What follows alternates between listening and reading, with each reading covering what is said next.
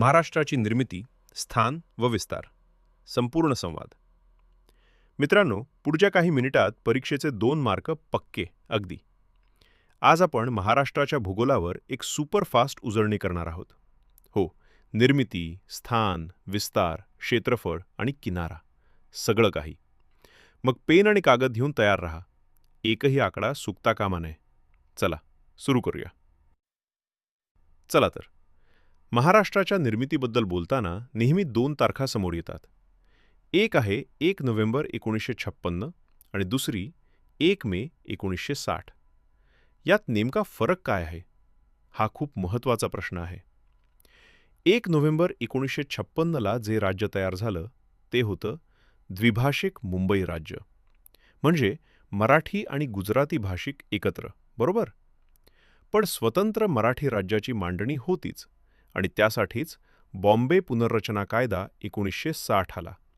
आणि मग त्यातून 1 मे 1960ला महाराष्ट्र आणि गुजरात ही 2 वेगळी राज्य जन्माला आली. अगदी. त्यामुळे महाराष्ट्राची खरी स्थापना तारीख ही 1 मे 1960 आहे. आणि या सोहळ्याची घोषणा पंडित नेहरूंनी मुंबईच्या शिवाजी पार्कवरून केली होती, नाही का? हो. पण या वाटणीत एक वाद पण होता, डांग प्रदेशाचा. तो काय होता? डांग हा आदिवासी बहुल भाग. तो कोणाला मिळणार यावर वाद होता. पण तेव्हा महाराष्ट्रासाठी मुंबई मिळवणं जास्त महत्त्वाचं होतं. अच्छा. त्यामुळे एक राजकीय तडजोड झाली. मुंबई महाराष्ट्राला मिळाली आणि त्याच्या बदल्यात डांग प्रदेश आणि 20 खेडी गुजरातला देण्यात आली. म्हणजे मुंबईसाठी दिलेली ही एक किंमत होती म्हणता येईल. याच काळात संयुक्त महाराष्ट्रासाठी एक महत्त्वाचा करार झाला, नागपूर करार, 28 सप्टेंबर 1953. बरोबर. याच कराराने आजच्या महाराष्ट्राचा पाया रचला. तेव्हा मराठवाड्याचे नेते होते स्वामी रामानंद तीर्थ. त्यांनी कोणतीही अट न घालता मराठवाडा संयुक्त महाराष्ट्रात सामील केला. त्यांच्या वतीने देवीसिंग चव्हाण गुरुजींनी सही केली. ही खूप मोठी गोष्ट होती. हो, म्हणूनच SM जोशी म्हणाले होते की स्वामी रामानंद तीर्थ यांचं नाव भारताच्या इतिहासात सुवर्ण अक्षराने लिहावं लागेल. अप्रतिम. इतिहासाचा हा पाया समजल्यावर आता वर्तमानाकडे येऊया. 1960चा महाराष्ट्र विरुद्ध आजचा महाराष्ट्र, काय फरक आहे? खूप मोठे फरक आहेत. ही तुलना म्हणजे महाराष्ट्राच्या विकासाचा आलेखच आहे. सुरुवात प्रशासकीय रचनेपासून करूया. ठीक आहे. 1960मध्ये महसूल विभाग होते फक्त 4. फक्त 4? आणि आज आहेत 6. जिल्हे तेव्हा 26 होते, आज 36 आहेत, 10ने वाढले. आणि तालुके तेव्हा 229 होते, आज थेट 358 झाले आहेत.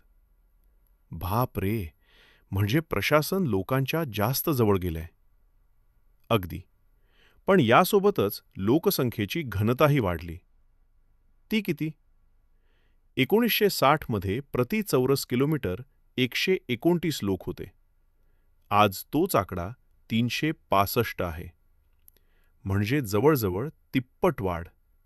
हो, जमिनीवर आणि संसाधनांवर आलेला ताण यातून दिसतो. पण या सगळ्या विकासात एक आकडा मात्र थोडासा काळजी वाढवणारा आहे. स्त्री-पुरुष प्रमाण. बरोबर. 1960मध्ये हे प्रमाण 936 होतं. आणि आता ते कमी होऊन 929 झालं आहे. म्हणजे साक्षरता वाढली पण स्त्रियांचं प्रमाण कमी झालं. हा विरोधाभास आहे. हो, आणि हाच तर अभ्यासाचा विषय आहे. साक्षरता बघा, 35.1% थेट 82.3% पोहोचली ना. नागरी लोकसंख्या 28 45% झाली. आणि महानगरपालिका 1960मध्ये फक्त 3 होत्या, मुंबई, पुणे, नागपूर. आणि आज 27 आहेत. पनवेल सर्वात नवीन. बरोबर. यावरून दिसतं की महाराष्ट्राचा विकास शहरांभोवती जास्त झाला आहे. आता महाराष्ट्राच्या भौगोलिक स्थानाकडे येऊया. आकार त्रिकोणी पण पाया उलटा. हे मजेशीर आहे. हो, सोप्या भाषेत सांगायचं तर महाराष्ट्र पूर्णपणे उत्तर-पूर्व गोलार्धात आहे. आणि अक्षांश रेखांश? महाराष्ट्राचा अक्षवृत्तीय विस्तार आहे 15°44' उत्तर ते 22°6' उत्तर. ओके. आणि रेखावृत्तीय विस्तार आहे 72°36' पूर्व ते 80°54'